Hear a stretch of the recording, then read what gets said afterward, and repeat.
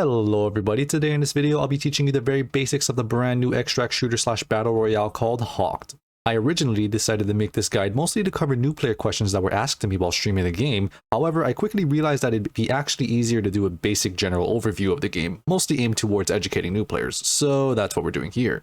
But for those who want to learn more advanced concepts, I will be linking additional guides for each section that go much more in-depth on each subject, ranging from meta weapons and builds, in-game tips and strategies, necessary gameplay movement, and much more.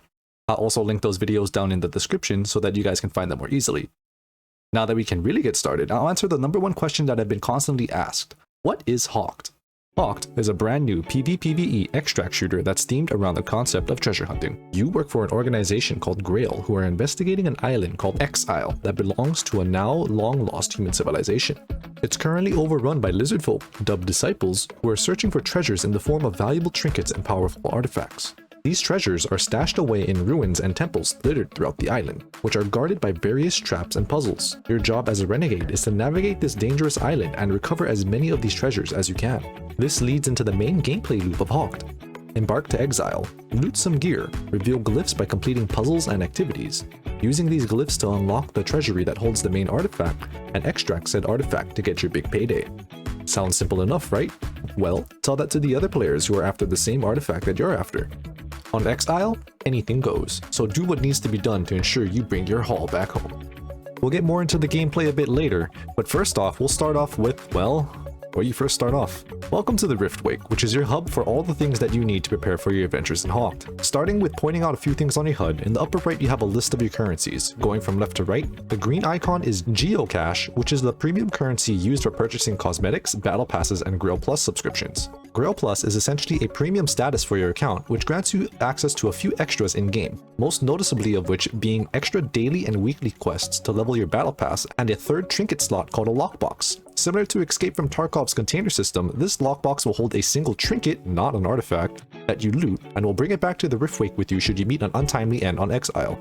This lockbox trinket will also be awarded to your teammates. Do note that if you don't have the Grail Plus lockbox slot, you can only hold 2 trinkets in-game as opposed to 3 with the lockbox. Moving on, the purple icon is Wonderium, the rare in-game currency, and the gold icon are Hawks, the common in-game currency. Both of these currencies are used to upgrade your extracted artifacts, gears, and Grail loyalty level. Above your currencies, you have the quick menu button, which when pressed will pull up a menu that lets you access other important areas of the game, such as your loadout screen, your friends list, your battle pass screen, quest lists, and even more. On the bottom right, you can see your equipped gears, EXO on the left, Ward on the right. On the bottom left, you can see any artifacts you have equipped, as well as your party members and their current health, which is white, and shields, which are blue. Going back to the quick menu and going to the loadout tab, here you can adjust your in-game loadout as well as equip any drip you've acquired for your character, gears, and weapons. Going back to the loadout tab, you can change your equipped gears on the right hand side. The only difference between exos and wards are that some things are equipped to your exo slot, and some things are equipped to your ward slot. I'll go ahead and give a light overview of all the gears and artifacts that are currently available in the game and get into a more detailed breakdown in my builds guide in another video. Starting with exos, you have the Recon Raptor, which is a bird that you can deploy out that will scan everything in a certain range. The Doomerang, which is a boomerang that you can throw at enemies to inflict some pain. The Kickback Coin, which is a little coin that you can throw out to ricochet shots off of. The Hunt Claw, which allows you to pull yourself to enemies or pull them to you. The Cohort's Kite, which allows you to link to an ally, and whichever of you are lower in shields or health, they will slowly restore over time. The Gelatanium Wall, which creates a wall for defensive capabilities. The Veteran's Blade, which is a melee dash skill. And the Inferent Lantern, which sets enemies on fire via tracking fireflies. Moving on to wards, we have the Echo Pulsar, which scans in a certain area and reveals treasure and enemies. The Shock Rocker, which is a guitar that you can play to electrocute enemies nearby. The Flare Gun, which calls down a little supply crate. The Hit Flask, which is a flask you can drink out of to restore health and stamina per consumed charge. The Boombox, which gives you the haste buff, which means you don't lose stamina when sprinting and are always moving at full speed. The Fringe Fader, which turns you invisible. Do note that doing some actions will turn you uninvisible. The Familiar's Boon, which is a little shield generator which gives you the quick charge buff, which immediately slowly starts restoring your shields once gained. And the Snap Track. Its first use will mark a location for you to return to on the second use or automatically after some time has passed. Moving on from gears to artifacts, we currently have 21 artifacts in game. Starting with the Ambusher, this artifact will disguise you as a bush when you are crouched down. Note that you can move around while crouched and disguised. Next, we have the Omni Repeater, which reloads your weapon partially once your magazine is empty. The Warden's Glass will highlight enemy footprints that are near you. The Dual Engine will increase your melee damage by a base amount, and further increase it per empty weapon slot that you have. The Sola Sensor will decrease your gear cooldown and recharge time by 45%. The Helioscope will highlight enemies that you hit with gunfire. The Death Grip will decrease enemy maximum HP in a certain radius around you. The Soul Siphon will heal you for every enemy that you down and eliminate, stealing 30% of their maximum health. This also works for assists. The Heartsteel Charm will slowly restore your maximum shield after it is broken. The faster your shield breaks, the faster it's restored. Do note that this artifact is only earned through quest progression. The Nimble Newt will decrease your stamina cost for sprinting when you are unarmed, aka when you have your traverser equipped. The Pulverizer will empower your next shot after aiming down the sights for a certain amount of time. The Sacred Beat will give you one of 4 buffs whenever you use a ward or exo ability. The Survival Slab will create a physical shield between you and the attacker once you lose HP. The Collar of Scorn will allow you to collect trophies from enemies, and depending on how many trophies you have, your maximum HP will be increased. The Blooded Blade allows you to damage your health in order to reset your exo gear's cooldown. The Sprint Tide will reduce damage taken while sprinting. Do note that this artifact is only earned through quest progression. The Vessel Flute allows you to revive teammates in an AoE around you, slowly restoring their health over time. You can also revive yourself if you crawl to a teammate who is not down. Do note that you can revive teammates faster with the Vessel Flute due to the AoE revive stacking with the normal revive animation. The Pure Water Elixir will constantly restore your health over time. It goes on cooldown after taking some damage. The Collector Coil increases your maximum amount of shield per trinket you are holding. The Elder's Mask gives you a face shield while you are aiming down sights. And the Stormsong Conch gives you multiple buffs when you engage in combat. A recent update actually added 3 new artifacts, 2 of which are lootable and 1 is based off of quests. I unfortunately don't have them to show here after some 20 hours of grinding, but I do have the screenshot of what the new stuff does. First is the Attunement Thief, which will give you an accuracy buff depending on how long you've been sprinting, sliding, and surfing. Next is the Chosen's Token, which will convert a portion of damage taken by your shield into healing. Lastly is the Power Glass, which will reduce your gear cooldown, but only when your ward and exo gears are both on cooldown. There are 4 different types of buffs in-game. The Quick Charge buff will immediately but slowly start recharging a shield when obtained.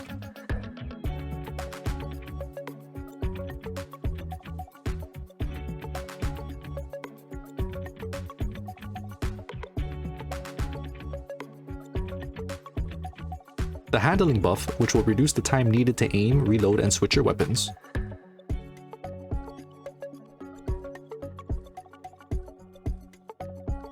The Accuracy buff, which will greatly reduce your weapon recoil and hipfire spread.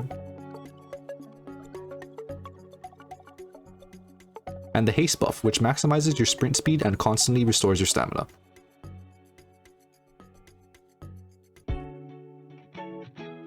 On the bottom right, you can see 4 slots for boosters.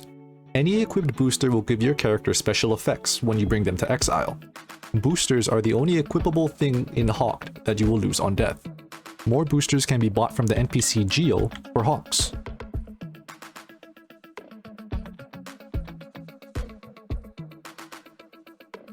Some boosters are level locked behind your Grail loyalty level, which can also be increased from Geo.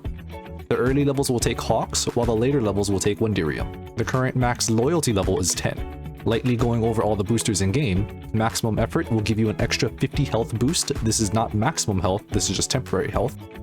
Unburdened will prevent carried trinkets and artifacts from affecting your sprint duration. Stockpiling will allow you to start matches and resurrect with full ammo, frags, and healing sodas. Traveler's Way increases the amount of stamina that is restored while using your traverser for parkour. Farsight Scope increases the aiming and draw speed for sniper rifles and pistols. Nimble Trigger reduces the reload time for shotguns and submachine guns. Gunrunner's Roar increases your move speed while aiming with assault rifles and LMGs. Staying Low lets you move faster and take less damage while knocked down. Foraging will increase any positive effects from eating food. Hunter's Ire will increase the damage you do to non-player enemies who has more health and shield than you. Traverser's Toil increases your melee and range damage with your traverser. Inner Power increases the duration of any buffs applied to you. Gunslinger improves your hipfire accuracy. Adapting reduces the duration of any negative effects applied to you. Taking Cover reduces the damage from explosions and enemy gear. Exomaster will reduce the cooldown for any exo gears. Wardmaster will reduce the cooldown for any ward gears. deep sea sense will mark a nearby enemy when you detect that there's someone nearby.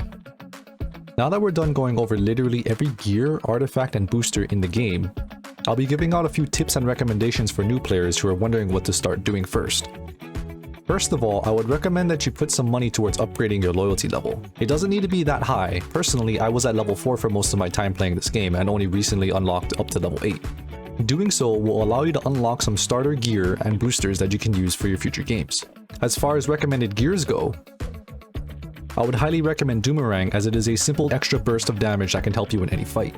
When you upgrade your Doomerang, the damage simply increases. A defensive alternative that I would recommend new players is the Gelatin Wall. This can be used to give you a quick breather in the middle of a fight as it summons cover. A few things to note about the Gelatin Wall: it will slow anybody that steps into it, but if an enemy steps into it, the slow will linger after they leave the wall. The wall is also thick enough for you to hide inside, which allows you to get some cheeky healing time or pick up an ally who's fallen in the middle of a fight. One more noteworthy gear that I will point out is the Kickback Coin.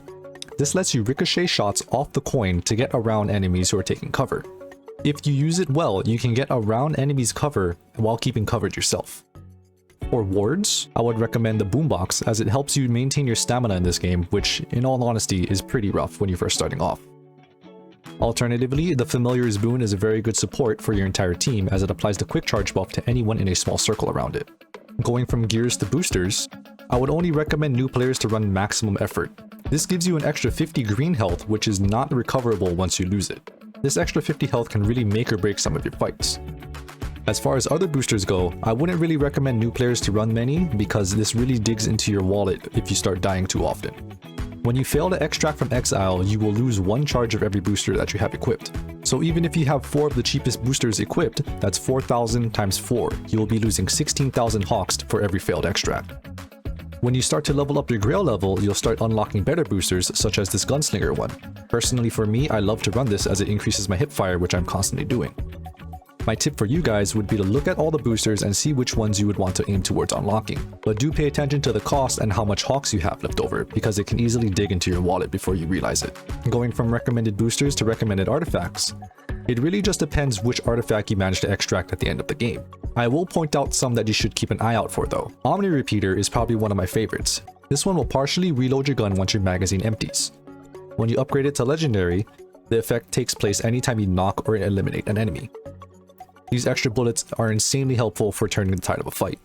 Another good one is the Soul Siphon. The Soul Siphon will heal you for enemies' maximum health every time you knock or down them. This means that when you down an enemy, generally you will heal for 30 health.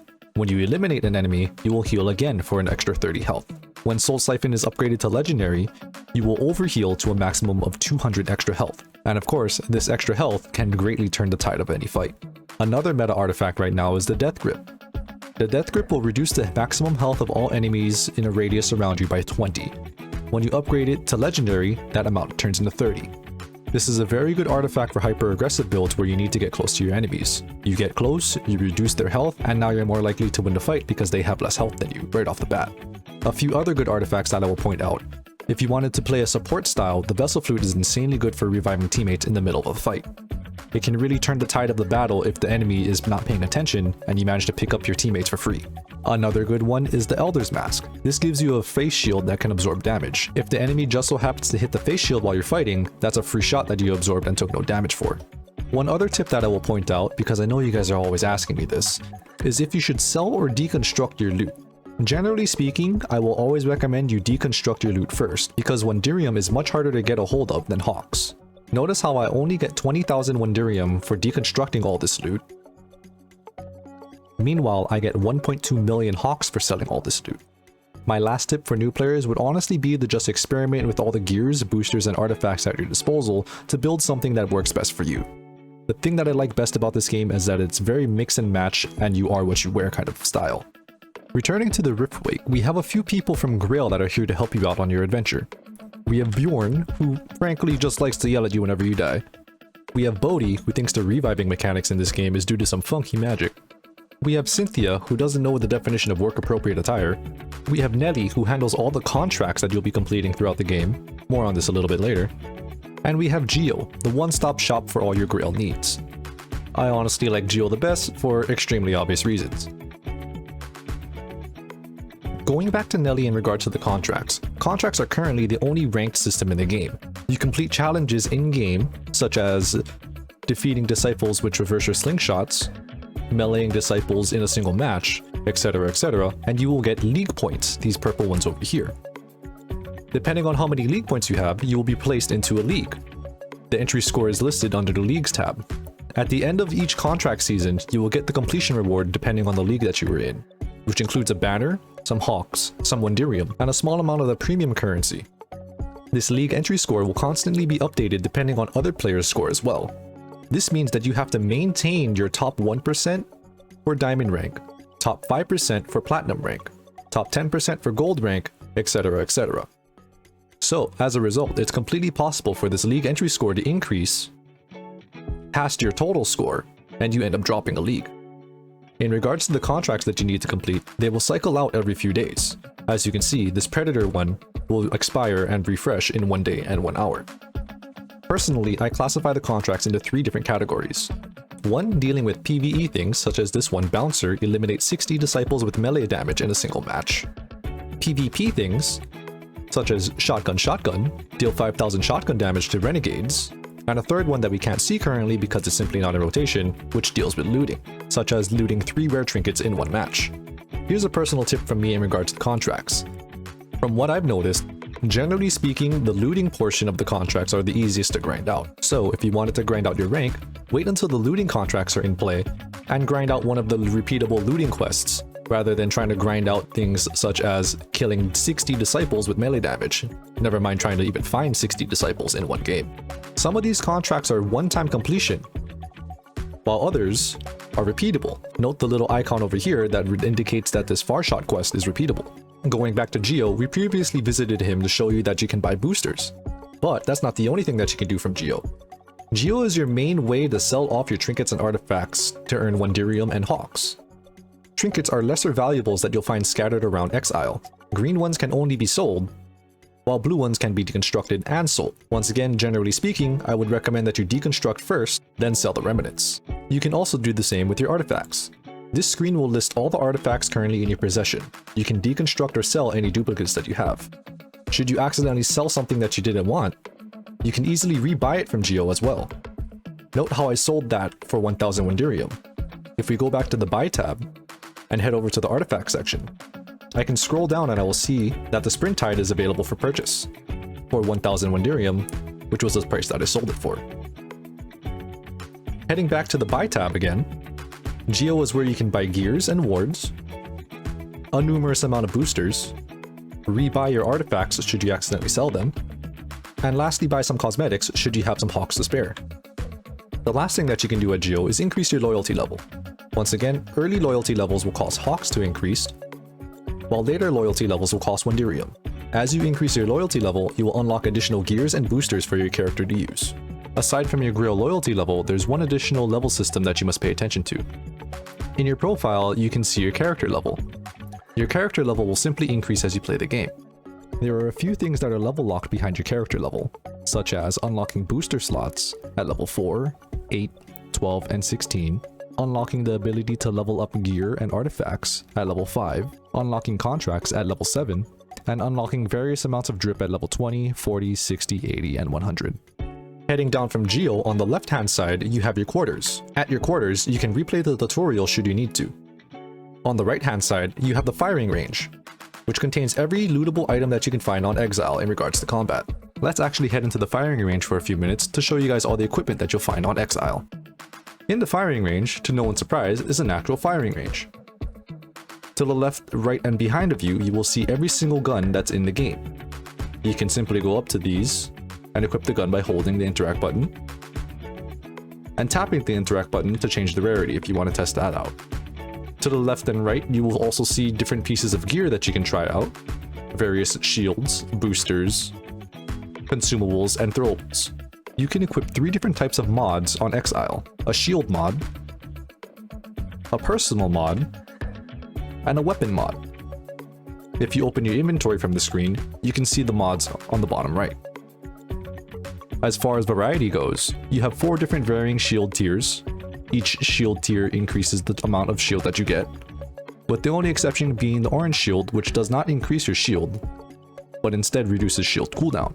For personal mods, we have Triathlete, which gives you additional stamina, Stimulant, that gives you extra health, High Gear, which reduces gear cooldowns by 30%, and Regenerator, that increases your health regen limit from 25 to 50. For weapon mods, we have Hot Shots, which applies burn after doing a certain amount of damage to enemies, Headliners, which increases the damage that bullets do at the end of the clip or the shots before overheating, Stagger Shots, which inflicts a stun effect on enemies once you do enough damage to them, and Reclaimer, which makes enemies drop the amount of ammo that you shot them with.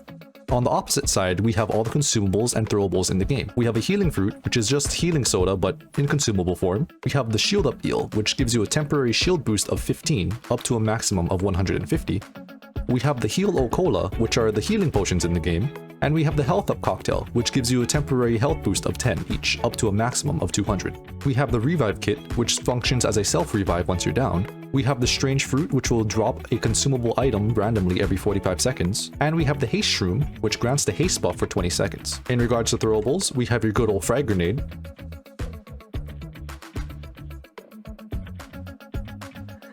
We have the poison grenade, which creates a poison field on the floor that inflicts damage over time to enemies.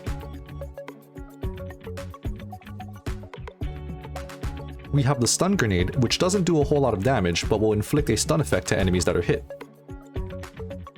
Note that enemies stunned by the stun grenade are unable to run.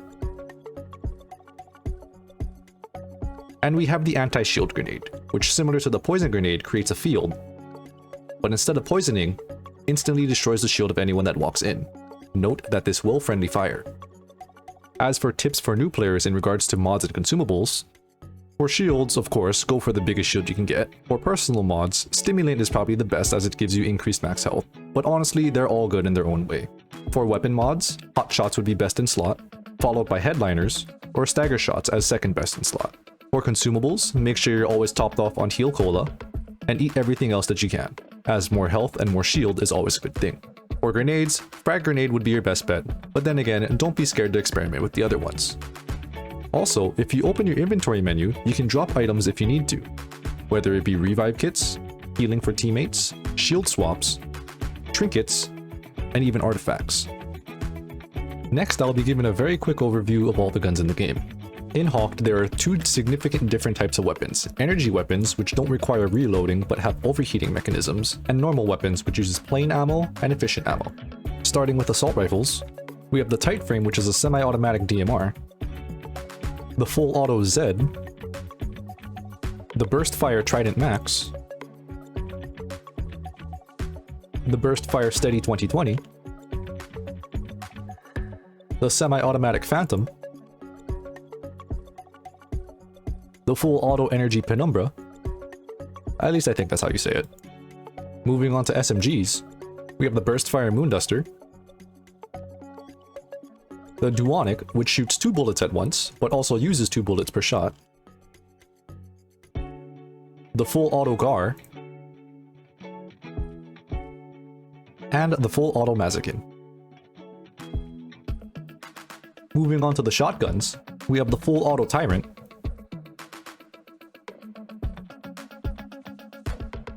and the double-barreled Hasta Luego.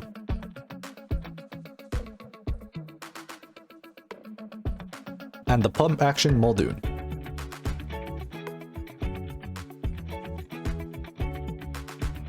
Moving on to the pistols, we have the semi-automatic hardtack, the Burst Fire Auto Tac, the R&M Governor, and the Dark Spark, which can be rapid-fired or charged for a more powerful shot. Moving on to the sniper rifles, we have the semi-automatic Comet Cutter,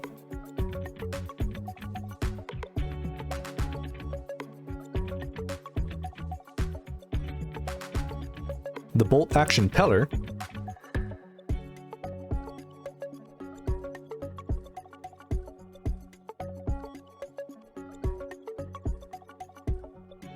and the semi-automatic Quasar. This one's unique in the sense that it shoots 4 weak bullets at once. For light machine guns, we have the Goodfella,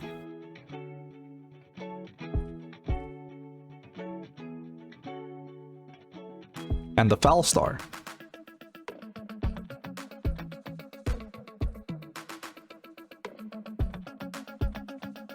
Finally, we have unique weapons. We have the Supernova, which is something like the Apex charge rifle, the Neo Riot, a direct fire grenade launcher, the Hot Stepper, which fires sticky mines while ADSing and blows up the mines while hip firing, the Outrider, which hip fires tracking darts and ADS's hit scan darts, the Islander Staff, which is a melee weapon that while aiming will deflect bullets from the front,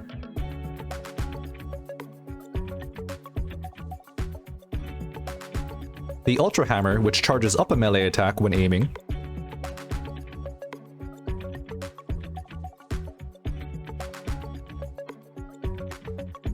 and the Get Up Gun, which can be used to heal teammates.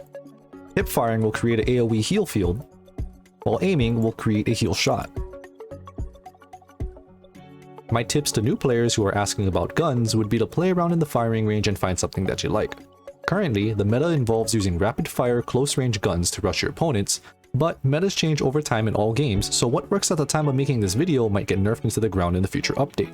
General rule of thumb though is to have one gun for long range and one gun for short range. Get some chip damage on your enemy with your long range gun, then close the distance for the kill with your short range gun. My personal go-tos are the Gar, Zed, or a Muldoon for close range, an Appeller, Comet Cutter, or a Tight Frame for long range. Sorry that this guide is getting a bit long, but we're finally getting to the good stuff. Starting off with one of the most requested topics, movement. Movement in Hawk seems complex, but in all honesty it just boils down to sprinting, sliding, and jumping so that you're as hard to hit as possible. We'll cover the beginner stuff here, which is honestly all most players will really need. But if you want a more advanced movement guide, I'll point you guys over to my friend Orange Coffee and their guide, as I'm honestly pretty mediocre at movement and I don't think it's a good idea for me to be teaching much past the basics. I'll drop his video link in the description for those interested. Before we get into it, I would highly suggest switching your sprint setting from continuous to toggle, as it makes movement 100 times easier. Take it from me as someone who was adamant on toughing it out with continuous sprint.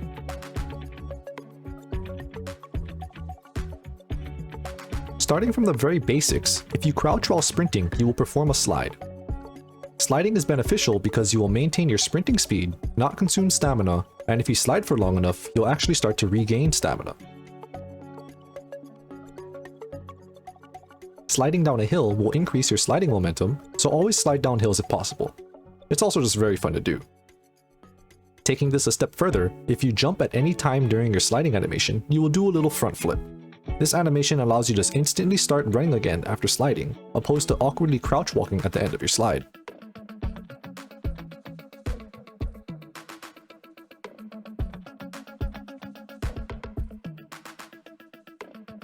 If you crouch the moment your feet touch the floor from the front flip, you will slide again.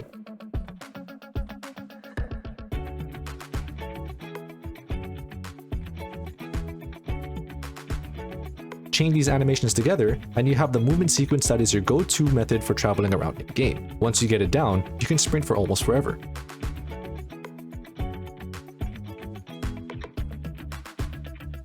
The next form of movement is mostly used when fighting, bunny hopping. Bunny hopping is essentially just timing your jump so that you jump again right after you land on the ground. You can jump in any direction in Hawked, so mix it up to be hard to hit. We can take this a step further by sprinting forward while we're jumping to consume a bit of stamina and give us a bit of a longer lunge jump. This can be useful for closing the distance on an enemy, or for a slightly faster method of transportation.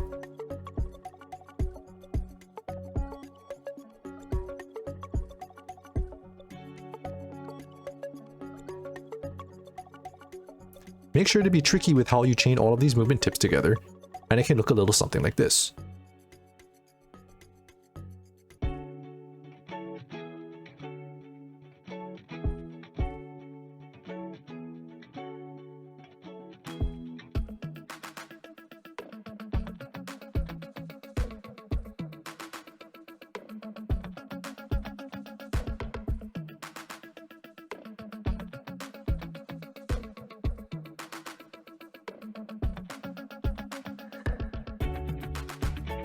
In Hawked, you'll encounter a variety of enemies and in a variety of toughnesses. Each enemy has a normal, elite, and champion version, with each higher tier making the enemy more durable.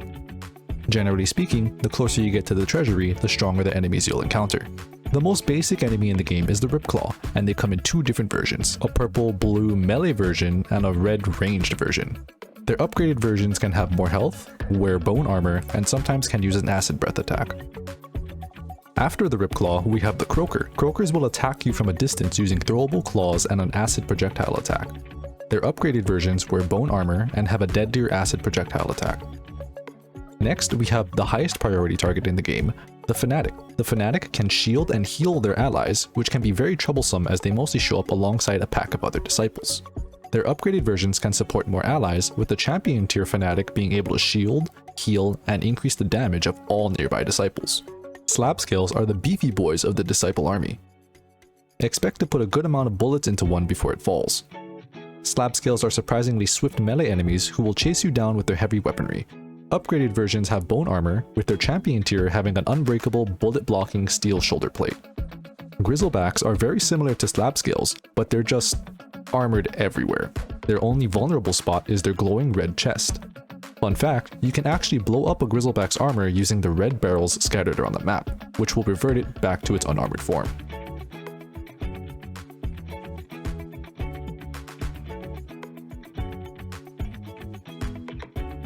Shroudbaskers are tiny little treasure hoarders that you may come across on your journey. If you can find one, make sure to eliminate them as they often have very nice goodies on them. Crowd Bashers are variants of the Shroudbasker that like to launch slowing projectiles at their enemies. They're normally found atop little totems or are seen riding on top of Knuckleheads. Knuckleheads are extremely tanky melee fighters that are paired with a Crowd Basher riding atop it. Normally, the Crowd Basher will slow their target and the Knucklehead will beat them like a bongo. Should you eliminate the Crowd Basher atop the Knucklehead first, the Knucklehead will become enraged and wildly swing as they chase you down for vengeance of their tiny friend. Last but not least, we have the Caravan. The Caravan is currently the only mini-boss in-game as of issue number 1, and is loaded with loot. Each Caravan carries a lesser artifact of grey rarity and a handful of trinket chests. They're guarded by a large number of disciples, so prepare for a fight when you engage with one. To properly relieve the Caravan of its valuable cargo, you must first break all the trinket chests on the side of the Caravan by shooting the big blue gems on them. Once all the chests are open, 3 smaller blue gems will light up on each side of the Caravan, 6 total. Break these 6 smaller gems and the artifact chest will fall off the Caravan, revealing a giant red weak spot. Finish off the Caravan, and it'll drop the artifact chest key.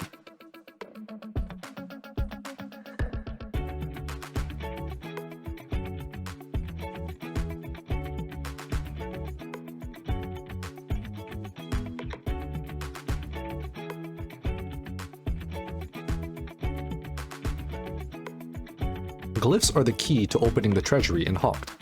You will have to collect 5 of them in order to open the treasury in each game. You can acquire glyphs from completing various encounters scattered around Exile, ranging from fighting off disciples and completing mysterious puzzles. Not only are they the password to the treasury though, they also grant you special powers and buffs once you acquire them. We'll quickly go over all of the glyphs currently in the game as of issue 1. The coin glyph simply allows you to earn more cred. Cred is earned from doing various activities in-game, ranging from completing puzzles, visiting new locations, and defeating enemies. Cred currently is only used in the in-game store to buy various weapons, refill ammo, and gamble a little bit at the slot machine. The Heart Glyph gives you a revive relic, which allows you to resurrect yourself once you die in-game. You can only resurrect once per player, as the Heart Glyph is consumed upon use. When you revive, you'll respawn with the weapons that you had on you when you died, but nothing else. The Fire Glyph allows you to find higher quality weapons in chests. What this essentially means is that you will find more blue and purple weapons in chests when opened. The Feather Glyph simply allows you to carry more grenades, heal, cola, and ammo. The Flower Glyph allows you to pick up allies who have been knocked down faster and revive them faster at a revive shrine. The Skull Glyph will increase damage done to weak spots, as well as decrease the damage fall off due to distance. The Bird Glyph will reveal the treasury on the map. The Sun Glyph increases your maximum shields. The Wave Glyph will allow you to surf onto land for a while. The Potion Glyph allows you to restore health over time, which is temporarily interrupted after taking damage. The Snake Glyph increases your damage dealt to monsters. This is anything that's PvE. The Gatherer glyph will randomly give you a grenade, healing cola, and ammo supplies over time. The Drum glyph allows you to gain extra health from hitting the drums that are scattered around the map. The Eye glyph will highlight various loot sources including chests, buried stashes, and Wonderium in a radius around you. The Fish glyph will increase your speed in water. This includes surfing, swimming, and sprinting. The Fruit glyph will give you the effect of the strange fruit, which occasionally will spawn consumable items on you. The Shelter glyph will give you the quick charge buff when you are on extraction points and revival shrines, or will slowly revive you when downed at extraction points and revival shrines. The Hush glyph makes it so that enemies are not alerted of your presence when nearby. This mainly refers to the alert that you get from your traverser when there's an enemy within a 100-meter radius of you. The Hourglass glyph will enhance your gear usage. Active time is increased while cooldowns and recharge times are reduced. And like I said, those are all the glyphs for issue 1, with hopefully more in store in future updates. Next, I'll quickly be going over all the current encounters in the game as of issue 1.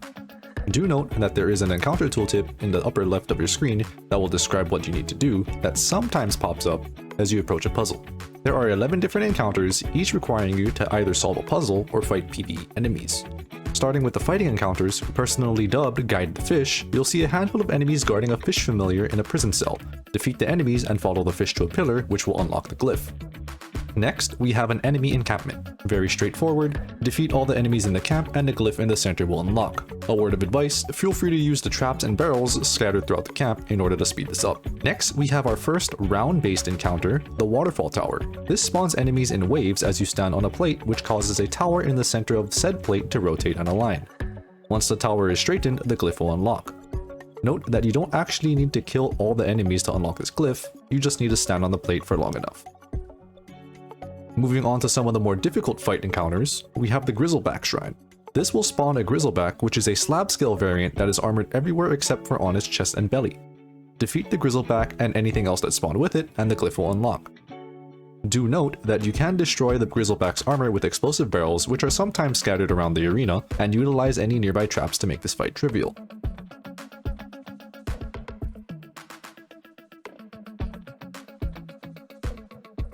The last encounter is a 3-round arena fight.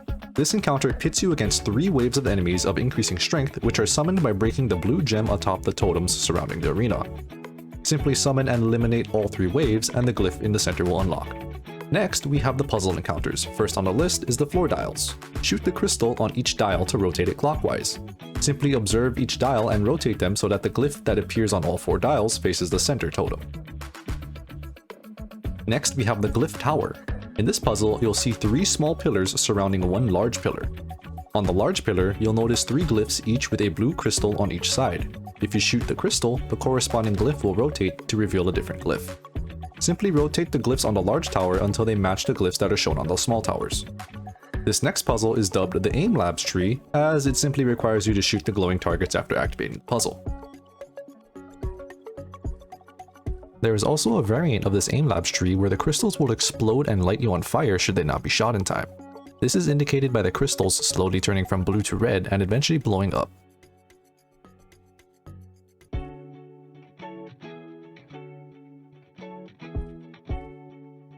And same goes for this next puzzle, the Aim Labs slabs. Simply shoot at the blue target until each slab is complete, as indicated by the water level rising on the perimeter of the slab. The catch with this one though, is that each target that isn't hit will reduce the progress of that respective slab. I would recommend doing them one at a time, as sometimes the server lag makes the targets flip extremely fast.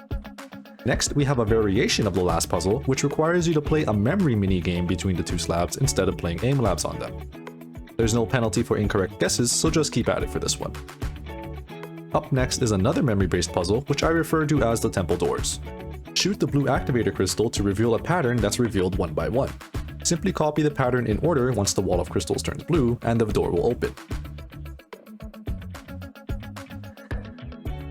Our next puzzle is a variation of the last puzzle, but this time it'll show you the entire pattern at once and the order won't matter. Our final puzzle is another variation of the last one, but this time it'll quickly show you 2 different patterns and you must shoot the crystals that show up in both patterns. With the information overload finally finished, we can now embark to Exile and see what's in store for us. You'll drop into the map on a random location on a random section of the map. There's currently only one map and each session will be played on a random section of the map. The gray areas of the map are still accessible, but simply have absolutely nothing there in terms of loot and enemies. You start off with nothing but your traverser, which functions as a slingshot and melee weapon, so your first priority should be to find an actual weapon. Check out your minimap in the upper right for little weapon icons. These will lead you to large yellow weapon chests, which you can loot for a variety of different gear. You'll also run across wooden boxes with a yellow stripe on them. Walk over these to break them and they'll drop ammo, consumables, and grenades. Your main objective at this time is to navigate from encounter to encounter and collect the 5 glyphs you'll need to open a treasury. Your minimap will mark and path you towards the nearest glyph encounter, indicated by a yellow question mark. Your minimap will also attempt to mark and path you to any nearby caravans, as you can see in the screenshot. To efficiently get from place to place, make sure you utilize your surfboard by surfing on water sources, as it's faster than sprinting and uses no stamina. Also, keep an eye out for any terrain that's marked with yellow. These are parkour indicators and will greatly help you navigate the map via climbing, pole vaulting, grapple hooking, and more. And the biggest navigation tip of all, recall the basics of movement we went over in a previous chapter about slide jumping being your bread and butter of moving around the map. I will be heavily using that mechanic throughout this playthrough to navigate around. So we followed the map, made it to our first encounter, and nabbed the glyph. As a cherry on top, there's a trinket lying around, ripe for the taking. These trinkets are actually marked on your minimap, indicated by a question mark. These question marks can also be a hidden stash, which will normally give you a trinket and a high value gear or weapon.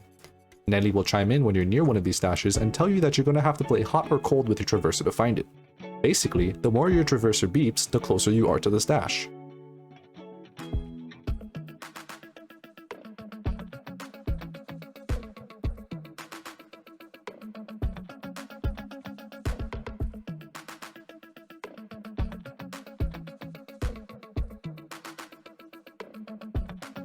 Back to glyph hunting, we clear out an enemy camp for glyph number 2 and open a temple door for glyph number 3. And look what we have here, we've stumbled upon a cred shop. Currently at these shops, you can refill your ammo, buy a gun or unique weapon, or gamble a little bit to see if you can get something rare. You accumulate cred by simply playing the game, but more specifically by eliminating enemies, completing encounters, and by traveling around the map. Alright, so a recent update actually added an upgrade feature to these cred shops, which lets you upgrade your guns from green to blue for 350 cred and blue to purple for 550 cred. You can see the price at the top of the upgrade station, which changes depending on the gun that's in your hand.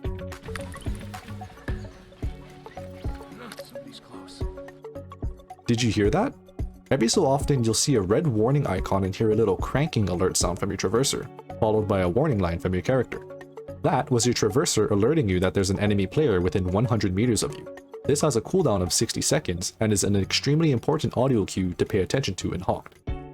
We hear this and prepare for a fight, but unfortunately that player was only a bot, as we can see from the kill feed, not having a console or PC next to the enemy's name.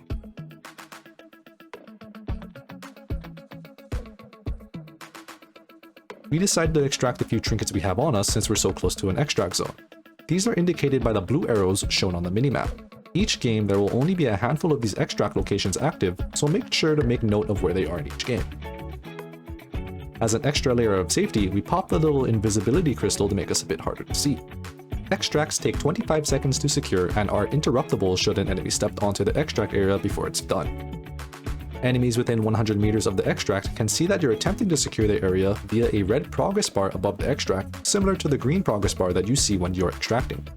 Once the extract is complete, your loot will automatically extract and you may leave from the center portal, or continue on your adventures. We decide to continue our hunt for the last 2 glyphs, and on the way we encounter a rather rare enemy, the Shroud Basker. Shroud Baskers are tiny tricksters that have a handful of rare goodies on them, such as trinkets and gear, but they will try to run away from you once they're found. They don't really fight back, but they will drop poison grenades every now and then.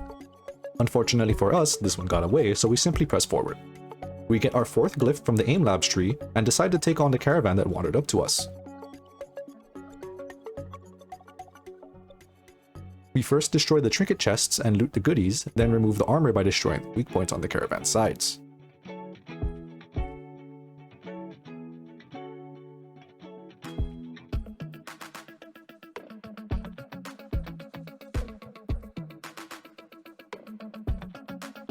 This drops the main artifact chest and reveals the caravan's weak points on its back. We take care of the Caravan quickly before we get ambushed and double back to the extract to safely offload our haul.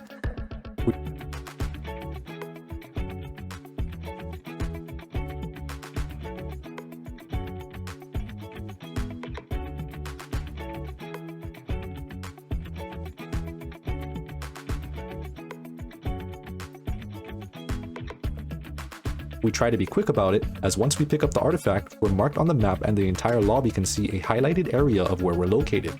We get this artifact out with no issues and we continue the hunt for the treasury. As we move along, we can hear some gunfire and slowly head towards it to investigate. Soon enough, we're greeted by our traverser's nearby enemy ping and almost immediately see 2 red blips appear on the map. These red blips mark nearby enemy gunfire, which means there's a fight going on that we can ambush. We stop sprinting and walk forward, making use of the invisibility crystal we hit a few seconds ago, and close the gap as we look for an opening. One of the 2 parties gets eliminated, and we decide to take our chances while the winner is looting. We trade some shots, win the long range fight, and move in to see if there's anything worth taking. Next time, don't have such nice...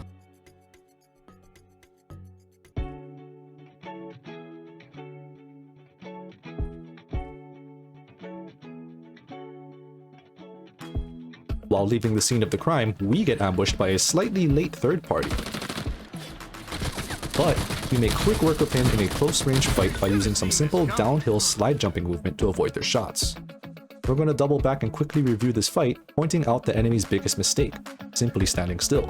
Despite them getting the jump on me, they sat still for a solid 2 seconds and ended up eating 3 full shotgun shots as a result, which turned the fight completely into my favor. Meanwhile, on my end, I ended up jumping clear over him, causing him to miss his entire magazine.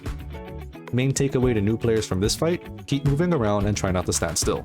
We move forward and find a Wonderium vein, which is a raw Wonderium that's scattered throughout the map. This is the only way to earn Wonderium other than deconstructing trinkets and artifacts, so collect them as often as you can. We also collect our last glyph by fighting a Grizzleback. Remember that you can shred its armor by using explosive barrels. With all 5 glyphs, we make our way into the treasury and enter the password in the order that we see on the top of our screen. Once the correct combination is entered, the treasury will open and all players on the map will be alerted of this occurring. The artifact will also appear on the map, so it's safe to say that you are now priority target number 1. We loot the goodies in the treasury and manage to make our way to the nearest extract with no issues. At this point, once the treasury's artifact is extracted, a 5-minute timer will begin before the map closes. You need to extract within this time frame or you will die and lose whatever boosters you had equipped. As stated previously, you can extract at the center of the extraction pad once it's secured. Once you've successfully extracted or met an untimely demise, you will see the post-game screen.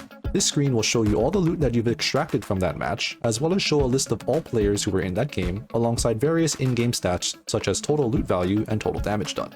And before we wrap it up, here's a few more beginner tips for your Exile adventures. Keep an eye out for these blue heart drums, as you can melee and shoot them to trigger an AoE healing effect.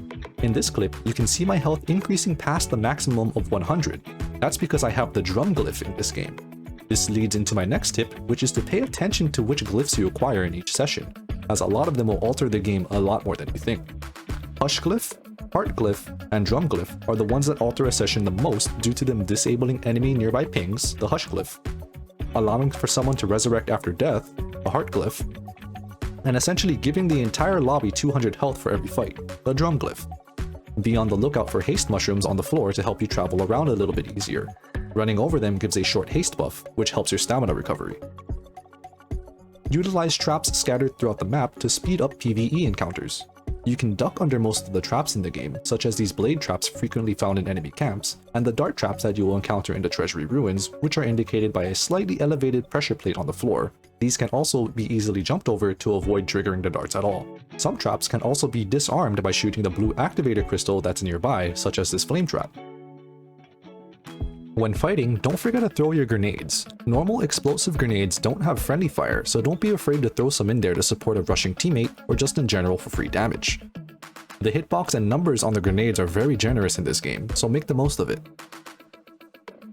You'll find yourself often fighting in close quarters like this in Hawk. In these situations, even basic bunny hopping and hip firing will more often than not win you the fight when compared to standing still and ADS firing. General rule of thumb, don't ADS fire unless you're actually at a range. Trust in your hip fire when in close quarters. For long range fights, just try to not stand still for too long, which makes you an easy target. stay mobile, and use movement to help your rotations. And my last piece of advice is that you don't need to take every single fight that you see. Don't be scared to avoid fights you're not equipped for, and don't be afraid to back out of a fight if you see an opportunity for it. Backing out of a fight works wonders should a third party roll up on one of your fights, as you can dip out to recover, then jump back in to clean up. And speaking of recovering, if you're playing in squads and one of your teammates die, it's possible to revive them by simply going to these revive shrines marked on your map, which look like little black heart icons. You don't need to recover anything from your fallen teammate. All that you need to do is stand on the shrine until the bar is full. The more often you revive your teammates, the longer this bar will take to fill up. This will revive all fallen squad mates at once. And that's all I've got for you guys in this guide. Hope you found it helpful, and I hope it wasn't too messy, as this was the first large video project I've ever done. If you have any questions on things that I might have missed, want more elaboration on a topic I covered, or have any feedback for how this guide was in general, feel free to drop it in the comments. Good luck out there, Renegades, and I'll see you in the next one.